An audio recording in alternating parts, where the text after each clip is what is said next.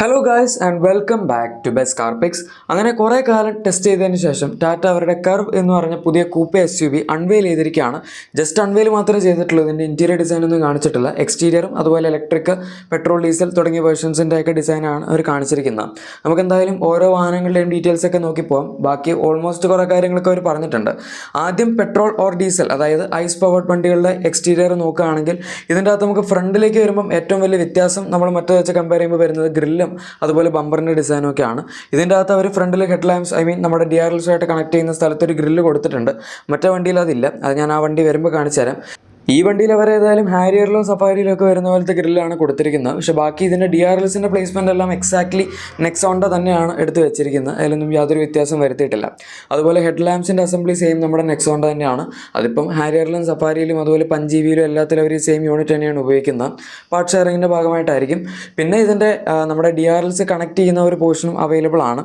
അതിന് നടുവിൽ ഈ കണക്റ്റഡ് DRLs എന്നൊക്കെ പറയില്ലേ, ബാക്കിൽ പണ്ട് കണക്റ്റഡ് ടെയിൽ ലാമ്പ്സ് വരായിരുന്നു. ഇപ്പോൾ ഫ്രണ്ടിലും അങ്ങനത്തെ സംഭവം ഉണ്ട്. അതല്ലാണ്ട് പറയുകയാണെങ്കിൽ ബമ്പറിൻ്റെ ഡിസൈൻ നമ്മൾ EV വെച്ച് കമ്പയർ ചെയ്യുന്ന സമയത്ത് ഡിഫറൻ്റ് ആണ്. അതും ഇതിൻ്റെ അകത്ത് ഇത്തിരി സ്പോർട്ടി ആയിട്ടാണ് പിടിച്ചിരിക്കുന്നത്. മൊത്തത്തിൽ ഗ്ലോസി ബ്ലാക്ക് പാനൽസ് ആണ് ഇതിൻ്റെ ബമ്പറിലാണെങ്കിലും അതുപോലെ സൈഡ് ബോഡി ക്ലാഡിംഗ് തുടങ്ങിയ സ്ഥലത്തൊക്കെ കൊടുത്തിരിക്കുന്നത്. സാധാരണഗതിയിൽ കമ്പനികളെല്ലാം തന്നെ കൊടുക്കാറുള്ളത് മാറ്റ് ബ്ലാക്ക് ആണ്. പക്ഷെ ഇവിടെ അവർ ആ ഒരു വ്യത്യസ്തത പിടിച്ചിട്ടുണ്ട്. അതല്ലാണ്ട് സൈഡിലേക്ക് നോക്കുകയാണെങ്കിൽ ശരിക്കും സൈഡിലാണ് ഈ വണ്ടിയുടെ ഏറ്റവും വലിയ വ്യത്യാസങ്ങളൊക്കെ കിടക്കുന്നത്. ഇതിൻ്റെ 4.2 മീറ്റേഴ്സ് ആണ് ലെങ്ത് വരുന്നത്. 4.3 മീറ്റേഴ്സ് ആണ് നമ്മുടെ സാധാരണഗതിയിലുള്ള ഒരു അബവ് 4 മീറ്റർ കോമ്പാക്ട് SUV എടുക്കുകയാണെങ്കിൽ അതിൻ്റെ ലെങ്ത് വരാറുള്ളത്. അതിനേക്കാൾ ഒരു പൊടിക്ക് കുറവാണ്.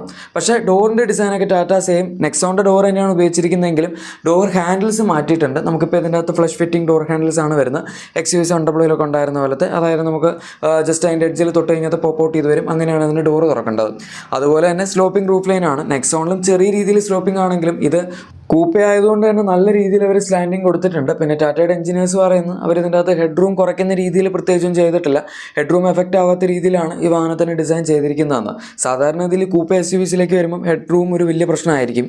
പിന്നെ ഇതിൻ്റെ അകത്ത് ഒരു മാക്സിമം 18 ഇഞ്ച് വരെ ടയർ സൈസ് കൊടുക്കുന്നുണ്ട്. അതുകൊണ്ട് തന്നെ ലോ പ്രൊഫൈൽ ടയേഴ്സാണ് ഇട്ടിരിക്കുന്നത്.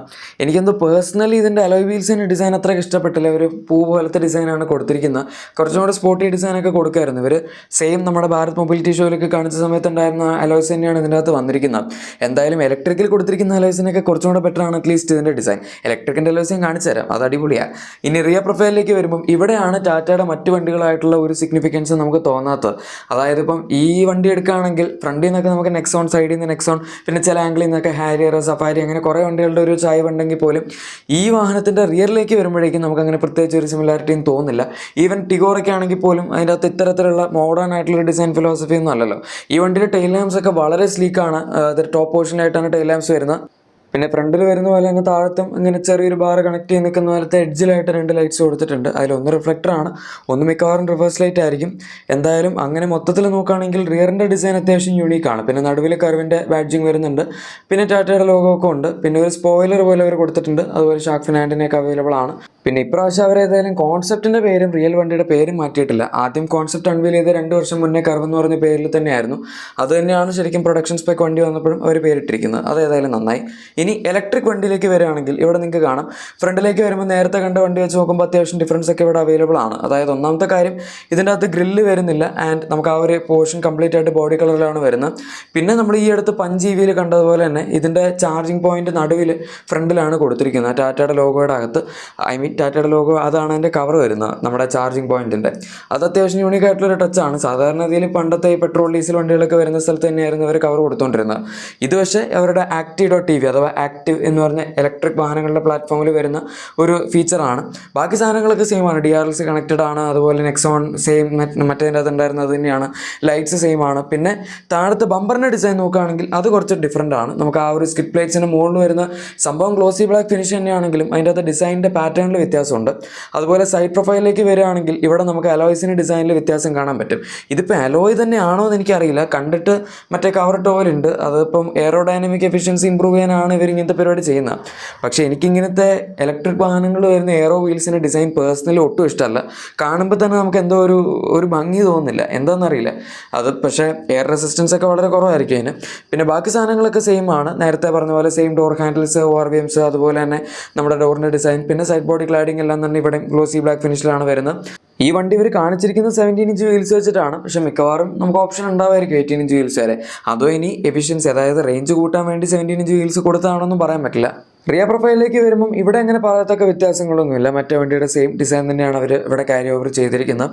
എല്ലാ സാധനങ്ങളും സെയിം ആണ്. ബമ്പറിൻ്റെ ഡിസൈനിൽ ചെറിയ എന്തെങ്കിലുമൊക്കെ ഡിഫറൻസ് ഉണ്ടെങ്കിൽ പറയാം എന്ന് മാത്രമേ ഉള്ളൂ. ഞാൻ വീഡിയോയുടെ സ്റ്റാർട്ടിങ്ങിലേ പറഞ്ഞായിരുന്നു അവരിതിൻ്റെ ഇൻറ്റീരിയർ പുറത്തു വിട്ടിട്ടില്ല എന്നുള്ളത്. പക്ഷേ ടാറ്റ പറയുന്ന ഹാരിയറുമായിട്ട് വളരെയധികം സിമിലർ ആയിട്ടുള്ള ഇൻറ്റീരിയർ ആയിരിക്കും ഈ വാഹനത്തിൽ വരുന്നത് എന്നാണ്.